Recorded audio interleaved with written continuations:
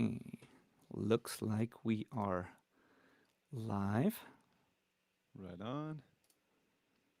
Let's check here. Like YouTube is live. Cool. Now let's see. Okay, Facebook is live as well.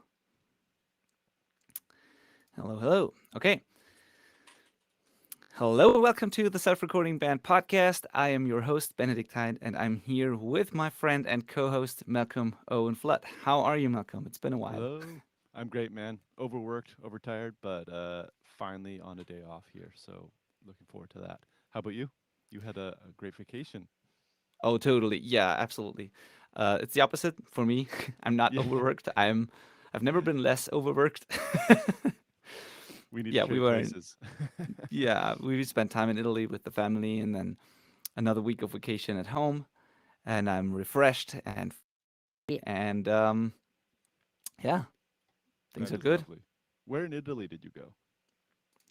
We were to Lake Garda, beautiful lake in Italy, and yeah, that's a beautiful place, like 5 or 6 hours from where I live. And we've been there before a couple of times actually, and this time we went with both kids and some friends of ours, and it was just a wonderful time.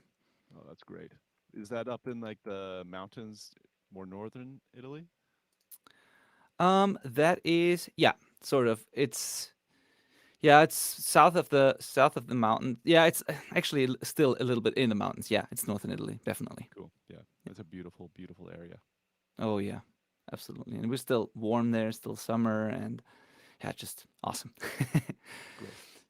So, what about your gigs that you had, the stuff you did? Like you said, you were overworked. You worked on school projects. Oh What man, was it that you did? it was just insane. I worked on, let me think, since we last did an episode, I think I've worked on like three documentaries, two short films, a commercial, and a reality show. Um, and yeah, it's just been mayhem, back to back, back to back. And fun fact, Pro Tools has crashed on me twice since we started this session. I'm just gonna give up on it. We're gonna trust Riverside to not screw this up. You mean this recording session right Yeah, now? You yeah, had two crashes? Oh, yeah. damn. That's unheard of, even for Pro Tools. But but yeah. So just did a lot. Traveled all over the island. Went way up north on the Vancouver Island where I live. I went to Tofino and Ucluelet, which are just beautiful beach towns. Lots in the city. It's been wild, and I haven't done one music thing this month, so that's a little weird. It's just been Wow. a total shift, which is cool. I don't know. I'm loving it, to be honest. It's been awesome. Yeah, I totally believe you. Do you plan on like doing like will you work on mixing projects and studio projects again next Yes, couple of yeah. weeks I'll or be months? mixing a song this week, or two songs this week for sure, and mastering a few as well. Got a handful in the queue that were waiting for me to free up. So gonna get those done for sure. Awesome. Yeah. Yeah, I don't know. It's I think it's kind of cool to switch between totally different things just to because it keeps you fresh, I guess. So sometimes I'm very glad I'm so specialized, and sometimes I think it could actually be an advantage to switch between different things just to get a fresh perspective. I don't know. It works out really well when it happens like this, where it's like a block dedicated to one thing, and now I've got a block of time I can dedicate just to being in this room in the studio, and not like my brain doesn't have to do both jobs at the same time. That is when it works just perfectly. It's when you have like half a day and you need to crank out a mix before you go to a film shoot for that afternoon. That's when things get messy and really challenging and exhausting. Oh yeah, yeah. I think I can I can only imagine. Like as I always say, I don't know anything about this whole film world thing, but it always sounds stressful to me, and I'm so glad you're enjoying it because it sounds like a nightmare to me. But yeah, I mean, I can see it if the balance is right. Yeah, Yeah, between all those exactly. things, totally. Yeah, and now this is actually um, this brings me to today's topic, sort of, because I think if you are switching between different stuff and you basically take a break from working in the studio for a while, when you get back to it, you want to be fast, efficient. You don't want to think about things too much. You want to start where you were before, and you want to have a familiar like environment to work in. And you can only do that if you're organized and structured, and if you have a way you set up your sessions, your studio, so it doesn't take you a week to get back and used to everything again, like when you start on in the studio, I assume. Yes, yeah, organization is everything, especially like on both sides of it.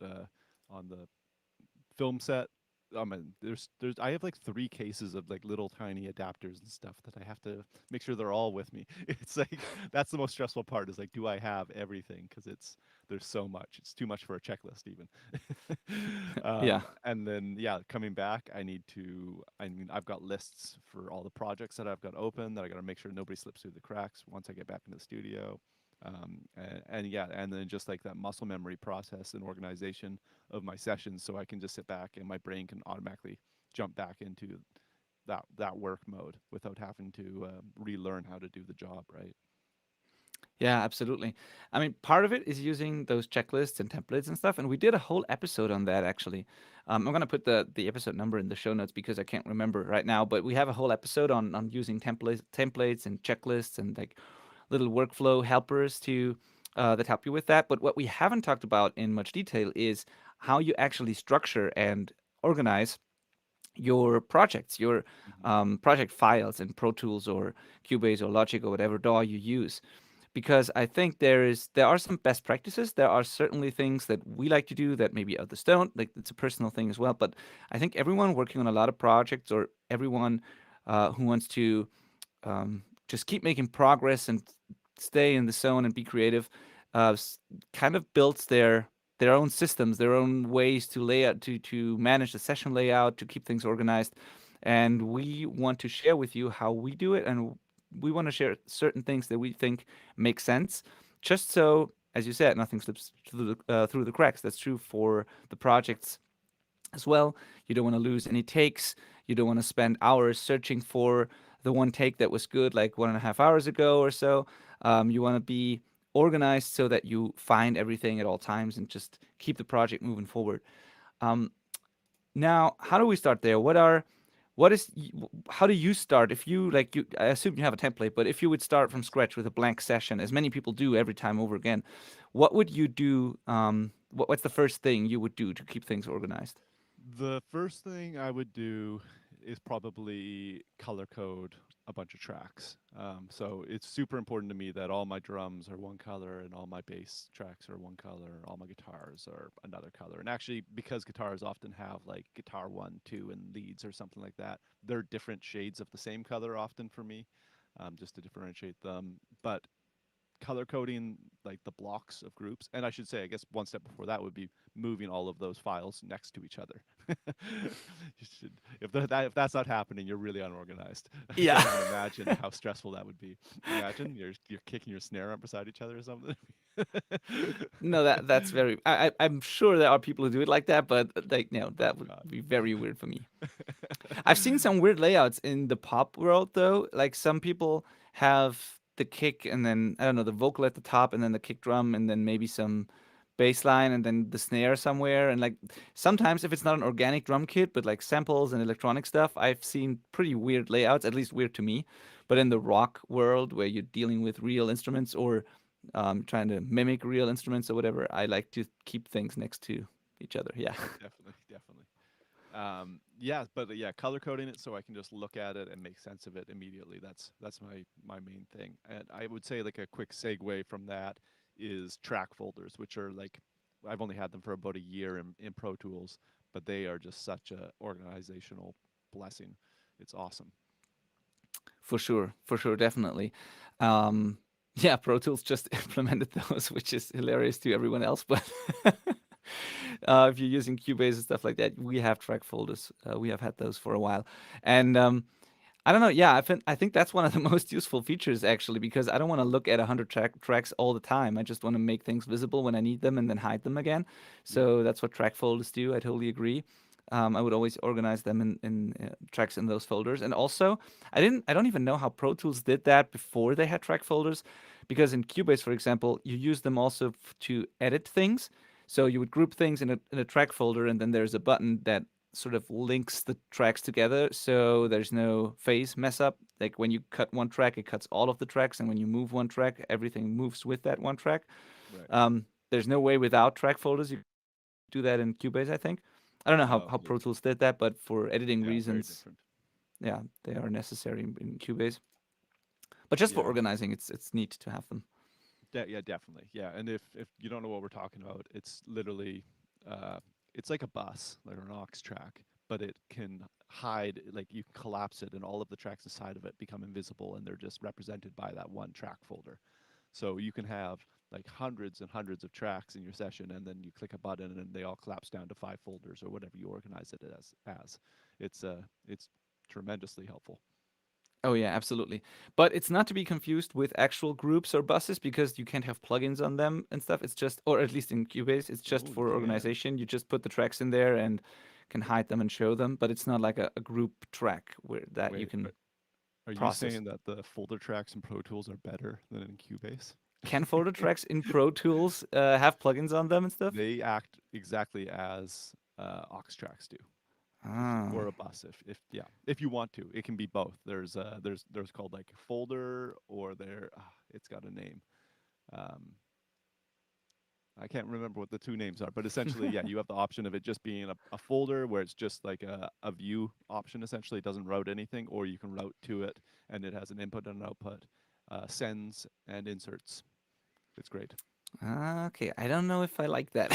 Yeah. But it's like to me, just because I'm not used to it, to me a folder is just a place to put tracks and hide them, and then I use buses and stuff and groups for other stuff. But yeah, it gets the job done. And for organizing reasons, just have some way I think to of putting tracks together that belong together, hiding them, showing them, and then and the next uh, bullet point here on our list is actually the buses and the groups, which apparently Pro Tools can do on those track folders. In Cubase and other DAWs, I think you have to create a different kind of track, which is a bus or a group or an aux or whatever it's called, and then you send the tracks that you want to have in this group. You send it to that group, and then you can process that group, just like the layout on an analog board. It's the same Yeah. thing. So in Cubase, those are different things. And that is actually the next, or I think that's for me probably the most important of all things. Though the first one that I get sorted out is the routing. I just want to have immediately when I start a blank session, I want to be able to solo the drums, or so just to make sure that every single track goes to a bus that I assign to it is very important to me because I have this bus structure that's just important for the way I work.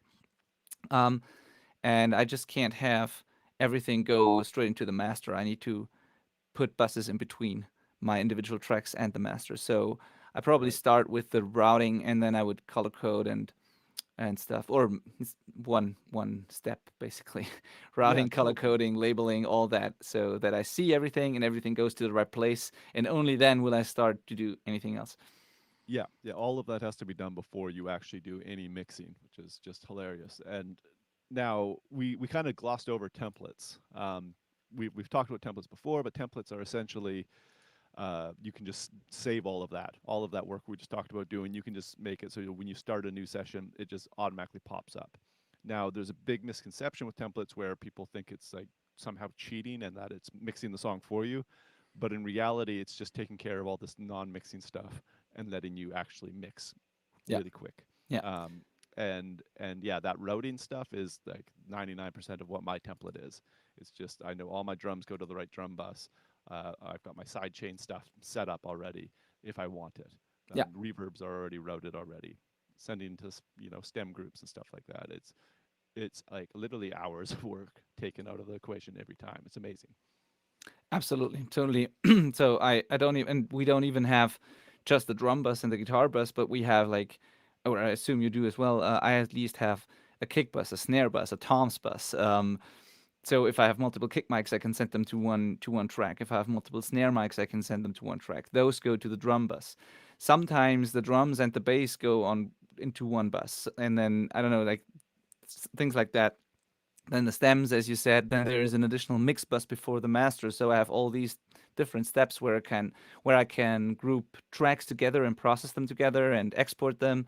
And if I had to do that every single time, that would be such a waste of time. So Yeah. That's definitely part of organizing a session.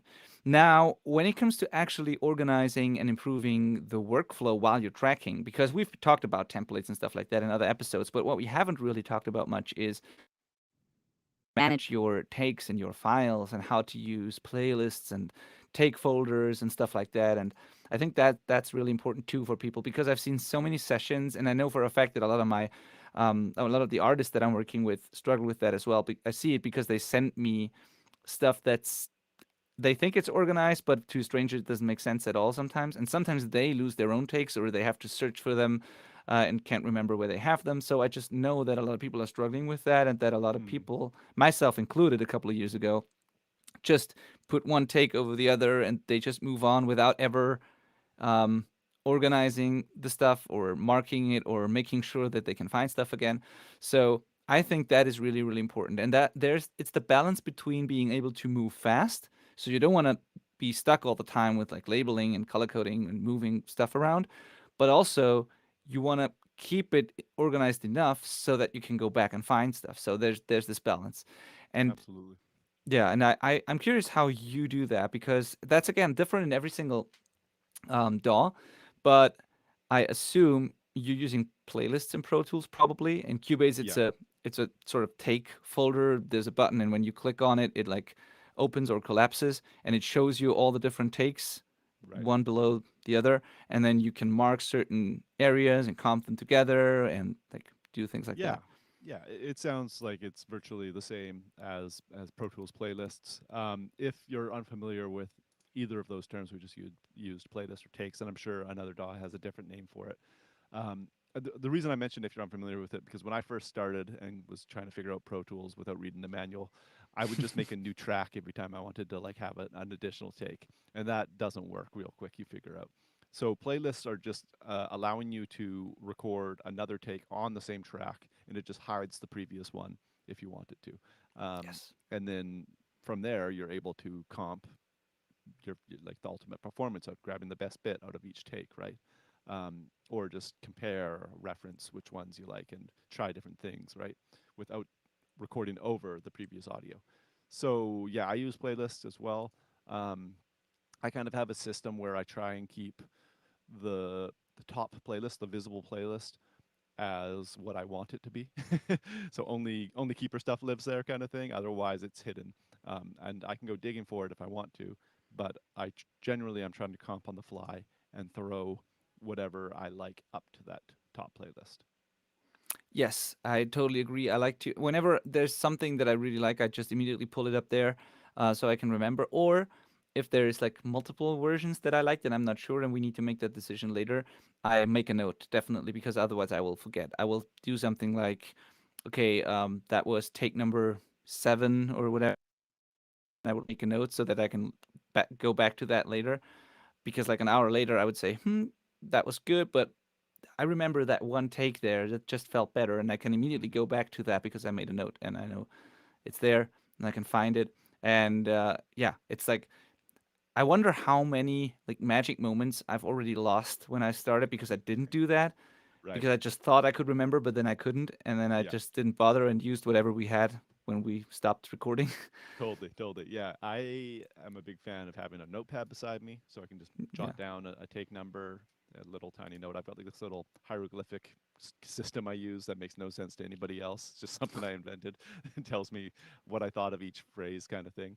And then you know you can use the notes section on your DAW. Something there's usually a little comments box or something on the track.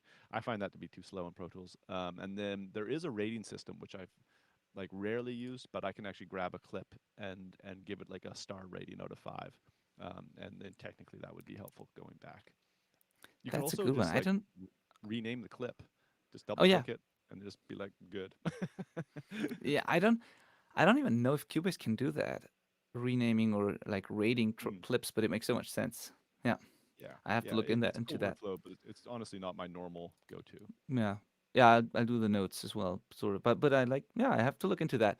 I like that concept. So whatever you do, just make sure you don't lose any of the magic moments that can happen in a session, and you just keep it organized and not overwhelming. Because I think at some point you, like in almost every session, I would reach a point where the amount of takes and the size of the session got so overwhelming that I didn't even bother going back and listening to everything, and I just listened to the last 3 or 4 takes or whatever, or maybe the first ones, because it just got too much, and there's no way I could remember every sentence, and probably some really good parts um, slipped through the cracks because of that. So I try to avoid that now at all cost, and the way to do that is just make notes and also just do that on the fly, what you said, like just move the good stuff up there immediately and try to build your final take as you go. I think that's the best way to go about it, because then everything that comes after it builds on that, and you always have the best takes ready to go there. And I'm pretty, I don't know, that's probably risky, but I also like to get rid of unused or bad takes pretty fast, pretty quickly. Like the ones I really know were not good, I would just get rid of them pretty quickly and just keep the session clean. And Yeah. um, you can always make backups before you do that. You can create backups and then clean up the session. But I'm pretty I like keeping the session small and lean and not overwhelming, and I just get rid of stuff. And hard drive space is cheap, so just make a backup and then and go. And if you really need to go back, you have the old tracks there. But usually I just delete them and that's it. And I clean up stuff and I commit stuff as I go. And that takes practice, but now when the recording session is done, I basically have all my final takes and they are ready to be edited, and I don't have Right. to search through the takes as much as I used to have to do. Yeah. I think that being afraid to record over a clip or just not even commit a clip, like in Pro Tools, there's a key command. If they screw up, you can just click command period and it deletes it. Like it's like it never happened. It never existed. It doesn't get written to the drive. And so that clip's literally permanently gone, destructively Cool. gone. And like I was like, why would they make this button? That's terrifying. But Yeah. now I have the option, the opposite opinion. Like if the take is flubbed, why would you want that to live on your computer at all? And it has happened where I'm like, okay, we need to. Singer doesn't like this line. I have to go and search through the other takes, and I get to that one and I'm listening to this flub take where they say the wrong word again. And I'm like, okay, that just wasted 10 seconds of my life. I should have just deleted it. So don't be afraid to clear that out. There should only be really the only things in your playlist should be possibly usable. There's no reason to keep anything that's not. Yeah, totally. And I don't know if there's again if it's the same thing in Pro Tools, but in Cubase, for example, you don't have to do that manually. You just do your comps and everything, and then you can just go to where the audio files live, and there's a button that says "Get rid of unused audio," something Yes. like Yeah, that, yeah, that's an and then option it too. deletes everything that's not in the session. You got to be careful with that, but if done right, if you set up the session right, and if you've made backups, then just do that, and it just turns a 100 gigabyte session into a 5 gigabyte session or so, depending on how big the project is. All right. I need to buy a new mic stand if you're watching this live stream. Just Looks like it. slowly. I'm getting like two sentences and I have to readjust. Yeah. So yeah, commit as you go, clean up on the fly, comp on the fly, and then there's a difference between. Oh no, one thing before I say that. Sorry, one thing.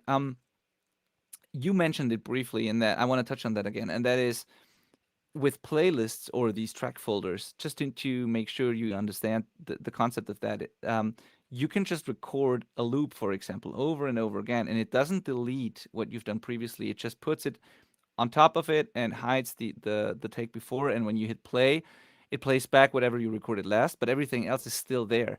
Because I know for a fact that a lot of people are afraid to, or like they don't even think about recording on the same track again, because they think what they've done before will be deleted then, like it was on tape, for example. Right. And there is a mode in Cubase at least where you can do that. Like you can set it so that when you record over a previous take, that it actually overwrites the previous take, but I don't know why we would ever want to do that. Yeah, yeah, it's called destructive mode in Pro Tools, destructive recording, and I've never used it once. So Yeah. you probably like I've been doing this for a while. You probably don't need to use that. Pro Tools is a little different in that if I record over a clip in just kind of normal quick punch mode, it will appear like that clip's gone. It's not on another playlist, but it is still in the session. You just have to go to the like audio. You have to kind of find it in ways. Oh. Ah, okay. No, So and it's as if you overrode it, like over I don't know how to say that. It's yeah, I as know. if I recorded over it, but Okay. technically still there. Um, but I like rarely. As soon as I do that, I treat it as if I deleted it because I there's a reason I recorded over it. Yeah. Ah, okay. I didn't know that. But No, yeah, in so what you were talking about is called loop mode in Pro Tools. ah, okay, okay. Now in Cubase, Yeah. whenever I record over, like the default mode is whenever I record over a previous take, it will just put it below it in this folder that I can like view, and then yeah, Hmm. it's just there. The loop mode is pretty awesome as well, and in Cubase you don't have to use that mode, but it's like the default thing. You can just mark a certain part of the song and then record it in a loop over and over again, and it will create one continuous audio file that's just being looped, and Yeah. you can even like expand it, and then it will be longer than that loop, like it's one continuous file in Cubase. So it doesn't even cut off the end or the beginning if you do the loop not precise enough. So it's very neat and very fast. Yeah, and that way you can just focus on one part and do it over and over again until it's right. And if you messed up just one note, you can search through all the other takes and just put that one note in and then commit. Totally. Totally. It's all sorts of little tricks Yeah, if you need them. yeah, yeah, exactly. And then this concept of comping, I think, is also new to some people, and I've heard that in your podcast episode with Wet Future, where um, people don't even know that this is a thing, and they think they have to record start to finish the whole song. No, you don't. You can record the whole song a couple of times and then put the best parts together. Yeah. That's what we mean with comping. Totally. Yeah. Just take the best out of each take and combine them. Totally Yeah, possible. yeah, If you can nail it, awesome. But it's just going to take a lot of time, and there's so many advantages to not doing that. yeah. Absolutely. Now, what about backups and or save as? Like, how do Mm. you do that? Because that is something. It took me a while to figure out a system that I use now because. Um, to me, those are different things. Like when I create a backup, I make a backup of the whole session with all the files that belong to it, and I put that on a separate location on the drive. Make sure the track folder is unique so that I don't accidentally overwrite things. That's a backup, like a complete copy of the whole session folder, basically. Yeah. But then if you do a save as, it's just saved in the just with a different name, so you can jump to different places in time basically, Yeah. and Totally. go back an hour and see what you did there. So I would use the backups before every time I do something, not every time, but when I do something really destructive or something that could go wrong, I'll do a backup just so I have the files. But every time I just want to be able to go back to a previous stage, sort of, I do a save as. So, for Yeah. example, I have a rough mix, I have after editing, and then I have like the mix, and maybe if I do the mastering in the same session, it's another. I don't know that you can do it different ways, but that's a save as basically. Or if I do like a mix and then I do a mix revision for the band, I definitely have a save as a different version of the mix that I can go back to in case they want to undo their revision or go back to the original one. Right. Yeah. So for me, yeah, I think I do like an actual backup once a day, pretty much. At the end of the day, I do a backup. Otherwise, it's the save as with I just use the date. I just put the Yeah, date, and then if I'm doing another save as on the same day, I start using letters. So it'll be like 2109. What's today's date? 20 A, then B, then C, kind of thing. And then I have like a auto backup set on Pro Tools to back up literally every minute. There's a backup that's happening as well. So it's pretty. It really, I haven't really been burned because of that. It's just frequently enough. And then yeah, a manual actual backup of the whole session onto another drive every day, and then I've got Cloud Blaze or Backblaze, sorry, doing a cloud backup of everything constantly as well. And yeah, that's me really too. my process. Cool, cool. So yeah, just can't stress enough how important backups are. We have an episode on that as well, but I just wanna put it here because it's part of organizing a session, I assume.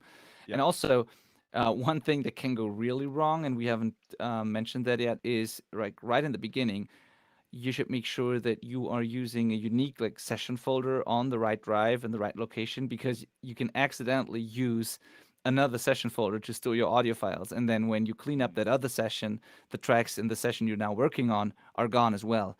So that definitely can happen. I've heard horror stories like that where people thought they cleaned up an old session, and what they really did was deleted the tracks that belong to a current session. So Yes. you never want that to happen. Just make sure you're using a unique file for the folder for all the audio files and not a shared folder or something. That's also Yep. depending on the DAW. Some DAWs make that really weird. In some DAWs, they just put everything. Every new session you create is put into the audio files are dumped into the same audio folder on your computer, Right. and that is Yeah, that's not that is good. getting messy so quickly. Like you can't do that. Yeah. Another warning is that if you drag things into your session, like you maybe you grab a sample or a loop or something from some website, and it goes to your downloads folder, and then you drag it into your DAW. You have to make sure that your DAW is set to import that, not just reference it. Oh yeah. So when you record something in your file, it probably goes to a specific audio folder for that session. But when you drag it in from somewhere else on your computer, it might just be referencing it. So it's just saying, oh, hey, at this point, play this song file from your downloads folder. So if once you delete it from your downloads folder, it no longer is able to find it, and you're in trouble. Oh yeah. So make sure that's not what's happening. That's like that was a stressful day for me one time many years ago. Yeah, I can imagine. Yeah, absolutely. That's a good one. Make sure you do that. Now, I'm curious, Malcolm. You've put on our notes here that you have a folder structure for all your bounces that you do throughout Yes. the session. Like, how do you go about that? So if anybody's ever emailed me to start working with me, even potentially start working with me, congratulations, your name lives in a Dropbox folder on my computer. And in that folder, there is almost always a demo folder. So like there's a folder with your name, and then there's like a bunch more folders inside of that folder of your name. And there's like demos, references, mixes, and masters. Sometimes there's more, like there might be pre-masters, there might be a shared folder if we're doing like co-production stuff where they need to send stuff with me as well. But generally, what I just mentioned is kind of like the norm. So demos are what the band sends to me. They're like, hey, what do you think of this song? That lives in demos. References is the files I send them of where we're at as we're completing the project. Like, this is the current like rough mix. That's a reference. And then mixes is when I'm actually doing mixes. It's like, hey, here's your mix. Let me know if you approve it. That lives in there. Although I send them a file pass link, not that Dropbox link in that case. And then masters is where I actually put the final full res master file that is going to be living there for the rest of the time. That makes total sense. I like that. Yeah. Yeah, Yeah. So it's absolutely. just that there's one place for all of their keeper files, not even keeper files, but there's all the relevant files while we're on the project. And Yeah, that works great for me. I know some people do it differently, and I'm almost like always curious to hear how other people do it. But some people, like for example, when you bounce something out of Pro Tools, it wants to default to sending it to a bounce folder in the session folder, not to this external Dropbox folder like I yeah, do.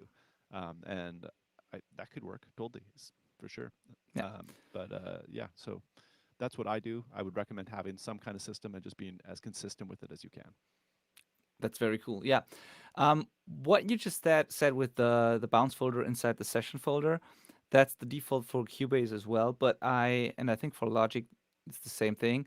And I did that for years actually. I saved, or sometimes I even created my own folder, but also in the session folder sort of. So I saved my bounces with the session. I don't do that anymore. I changed that because when I archive sessions that I don't need anymore, I still want to be able to just listen to a mix I did a while ago. So I want to have my bounces, my masters, my mixes in a separate folder that's not being archived that I always have access to. That's one of the reasons um, why I don't bounce to the session folder anymore. And but what I do so that the masters and stems and everything else is still archived with the session is I will just I don't know if there's a way to do that in Pro Tools again, but in Cubase you can there's a checkbox when you export that says like it gives you options to what you want to do after the export is done. And one of those Right. options is it re-imports the bounce, the mix down into the session on a new track, and I always Yes. click that so that I have my prints, basically my master mix and whatever I want to have in there session. And I really like that because first of all, it's archived with the session, and second, I just have it in my session if I want to reference it. If I do a revision or if I want to go back to the previous version, I can just A/B between my current mix and whatever I did before. So I have all my versions of the mixes and masters below the session in a folder, not routed to the master, just muted. And but if I need them, I can just pull them up. So I re-import my bounces basically to a new track. Some people print if you use hardware and you print in real time. Some people just print it to a new track in the session. You can also do that. But Yep. I really like having every version of the mix in the actual session. Yeah, that's a great practice for sure. And I've definitely you can do that, but only when I'm bouncing. I think it has to be a wave file. So if I'm bouncing an MP3, I don't think I can automatically re-import it. I Oh, think I okay. have to manually do it. So it's just a small workflow pain in the ass there. Yeah. MP3 thing. I just send WAV files. So Oh, wow, big shot.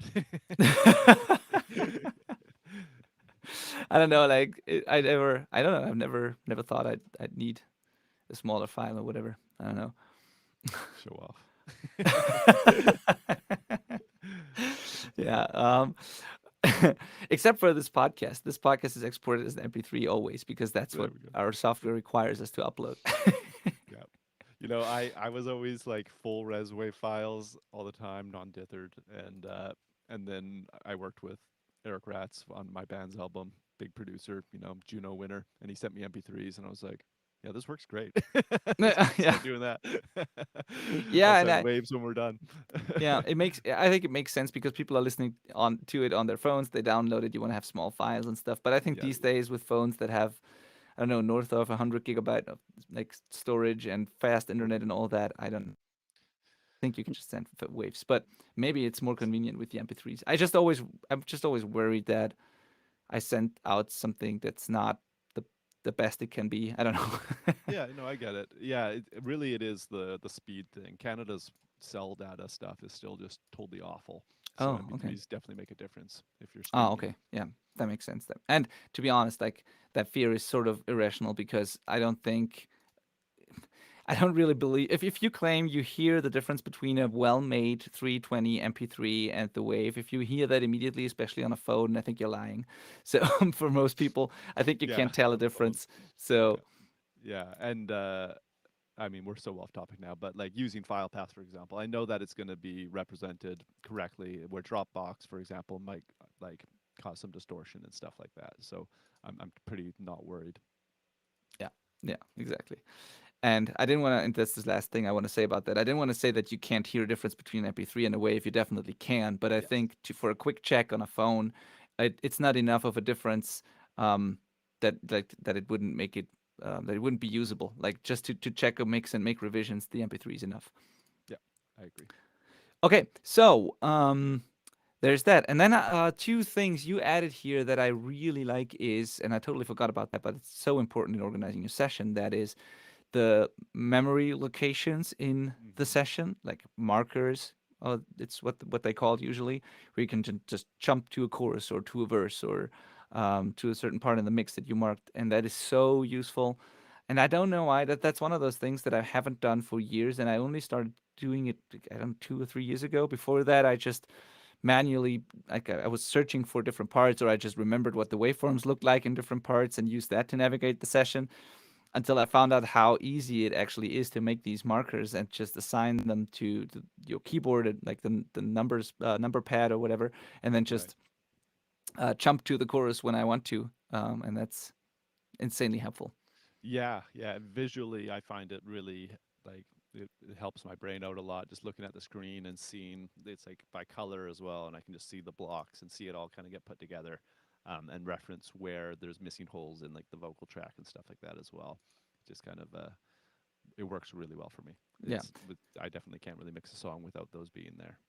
no, in the mix, and also when you're recording, um, like what I used to do all the time, and I feel so dumb that I did that. But when I was in the studio with a band for the longest time, when like someone is in the tracking room, for example, a vocalist, and they would say, "Let's do the chorus again," or whatever. Let's jump to the chorus. Then I was like, what's the chorus again? Where's the chorus again? Like, where do I have to look for? Like, just is it in the middle of the song, in the beginning, or I don't know. I had to ask these stupid questions because I didn't have my markers there, Right. and like it's so unprofessional. And if you do that in the beginning of the session and you sit down with the band or with your bandmates and you take the time to just mark everything, write down what the parts are called, um, and then when somebody says, "Hey, let's listen to the bridge again," you just jump to the bridge and you don't have to ask. But Yeah, I had to ask for years, I think, because I just over and didn't do over. that. Yeah, Yeah, it. I mean, some honestly, that still happens sometimes because I'm like, oh, that's the chorus, and they're like, no, that's our verse. I'm like, yeah.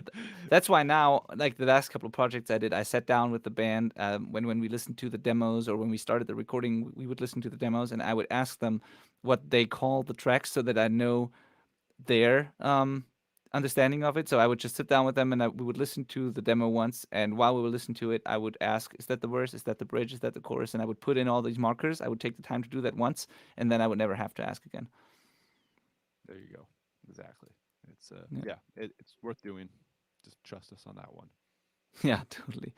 And then the other one is view options. I think I had a different understanding of it um, compared to what you thought. Like, what do you mean when you say view options? I mean, all I would really say is take the time to look into the different layout options in your DAW and see what works for you. I'm pretty default. I like seeing the waveform that pops up naturally in Pro Tools. I actually I try and get everything onto my edit window rather than the mix window. I almost don't use the mix window. So it's like I can see all my inserts and sends and the editing stuff on the same screen. I got a big giant computer screen in front of me, so it works well for me. Other people like it where they've got both visible on two different monitors. I know my buddy Lucas likes it so that he can see all of his automation stuff. Where I keep mine hidden behind the waveform and only pull it up as I need to see it. He has the option enabled where all of the different automation parameters are shown on their own track underneath the track they're attached to, which is just a totally different visual workflow.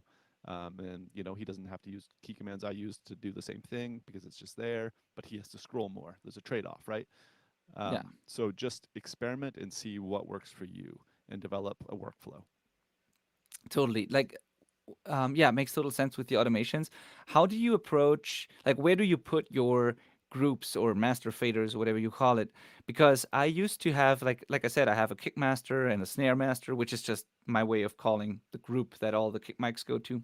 Hmm. Um, so my kick master fader, my kick group, and my snare group, and all these things, they would live at the bottom of the session in one folder where all the buses used to live. That's how Oh, I did it for, yeah, for years. Basically, I had my individual tracks at the top of the session and then all the buses below in a certain order. And right. at some point, I changed because I didn't want to scroll all the time. What you just said, I wanted my kick master below my kick mics, and then my snare master below the snare mics, and then, like, yeah, the whole session is set up like that now. And it's, to me, it's more convenient because if I want to change something about the kick, I have all my individual mics and I have the group like next to each other, and I can uh, Mm, open up a plugin or do whatever I want and just change the kick sound. On the other hand, I really liked the layout of all the groups next to each other because that I used that because I had a 16 fader controller that I don't have anymore, so you and used I that sort of below. put those groups onto those 16 faders. Like it was, it's similar to what people do when they send out their digital tracks to a 16 channel summing mixer or something. Yeah. They just sum it together so that it's collapsed to 16 tracks or whatever. And I would have that sort of layout on my controller. And I kind of like the simplicity of looking at a session where there's one kick, one snare, a fader for drums, a fader for the cymbals, and then like that. But since I don't use that controller anymore, I just switched it over, and now my groups are right below the tracks they belong to. Right. Yeah. Yeah. I always cascade things. So if there's a kick bus, it's right on top of my kick tracks. Yeah. And it's Okay. again, folder tracks are allowed to be buses as well now, so that it's always a folder track and collapsed. So I can't even see the kick tracks. I just Oh, see okay. the Cool. the kick folder essentially. And Yeah. so I might have a kick snare and tom bus in there, and then the rest of the drum tracks or something like that. And above that, they're in a drum folder bus as well, which I can collapse. And so it's just like always cascades downwards like that. Cool. Awesome. But that said, I Mm. do have, they all have their own stem track that they go to after that.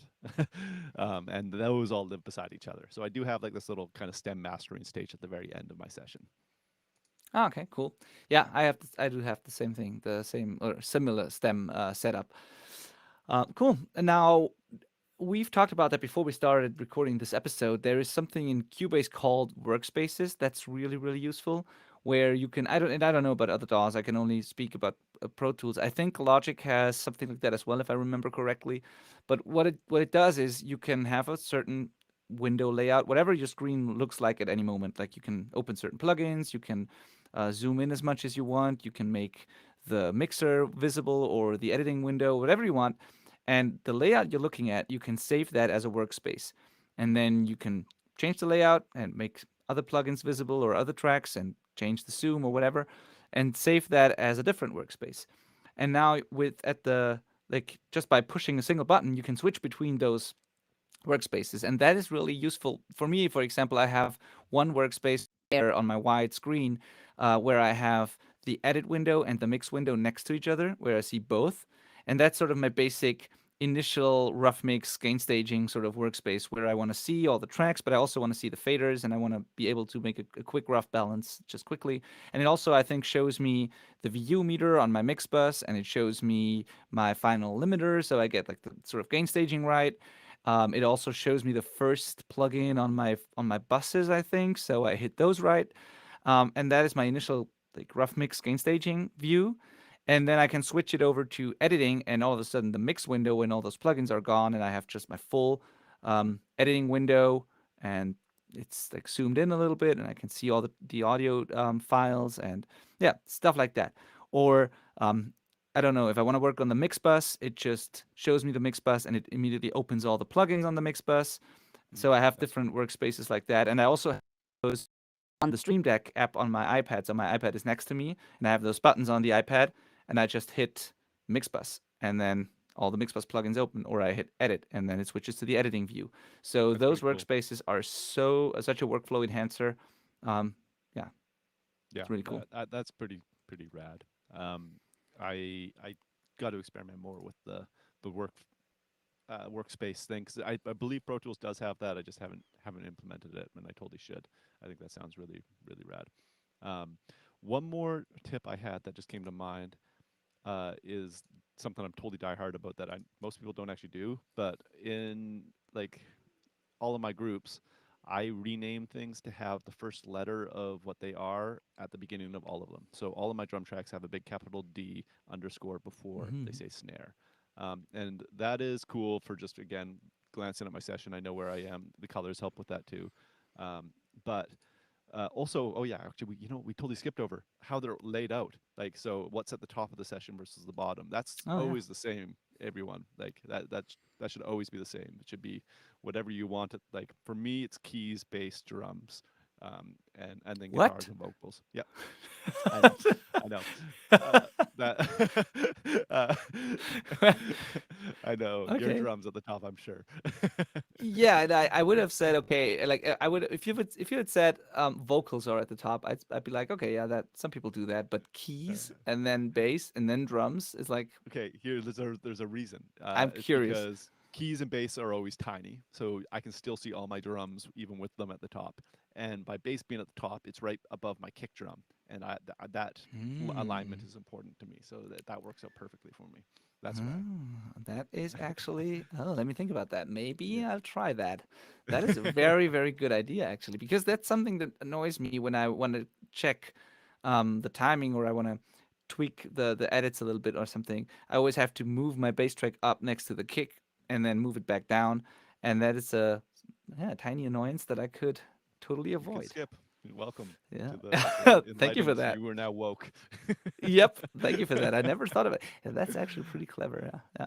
Uh, but okay, so back to the letters Yeah. on the beginning of everything. It's handy for just looking at your session. But at least in Pro Tools, when I want to make a send or route an output to something or whatever, instead of looking at this giant list of bus 1, 2, 3, or 4, or like all these like snare, kick, whatever, it's all aligned in the same order as the session as we just talked about, but with these giant letters. So I can just be like, there's drums, there's snare, there we go, sidechain set, kind of thing.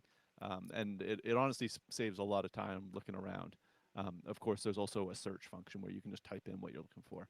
But sometimes, I don't know, it's just a subtle thing that seems to save me time. Yeah, that's awesome. That's very. Do you number the tracks as well, like in front of the D or whatever? Is there a number also? I don't. No, I Okay. just do the groups. Um, And then I mean that works on the export as well because they're all grouped together. All my drum tracks are going to alphabetically line up that way. Oh yeah, They might not totally. be in the same order from top to bottom as what I had, but Yeah. that's not really important to me. Oh yeah, that's cool. Great. Yeah, I think that's plenty to think yeah, about. totally. And I'm sure you will, like everyone listening, you will develop your own system of doing that because, as you see, like as you've heard, we have different systems. We've developed our own things that we like, and so will you, I think. And we all started pretty unorganized, I think, and then Hmm. over time, we got more and more structured. And but I think you can save yourself some time by doing it right from the start. You don't have to like yeah, you don't have to be lazy for 5 years taking it Totally, yeah. seriously. It- Anything that saves time, the sooner you start it, the more you save, right? Yeah, It's get in now and reap the benefits. You'll get ahead because of this. It's more time to be focusing on developing your, actual audio skills rather yeah. than your organization skills. So totally jump on it. If you're interested, I would like, sorry, if you're listening and you're interested, it would be really easy for me to make a screen capture of going through my session Oh, organization. So if you would like that, go to our Facebook group, the self recording band community, and post in there that you would like to see that, and I'll make it happen. oh, that is very awesome. Please take Malcolm up on that because I'd love to see that as well. And I know I did that at some point. I think I did 3 videos on my template, but it was like 2 years ago or so, which it's not the current one anymore. But I remember that people appreciated that. So if you could do a current version of yours, that would be really awesome. Awesome. Yeah, Super you can cool. see Yeah. the monster. Thank you for that offer. And by the way, this community that Malcolm was talking about, we've had a lot of people join us lately. So I don't know, like, it's growing. It's a Awesome. very cool community. So please join that. Go to the selfrecordingband.com/community, and it will take you straight to the Facebook group, or just search for the Self Recording Band community on Facebook. Join us there.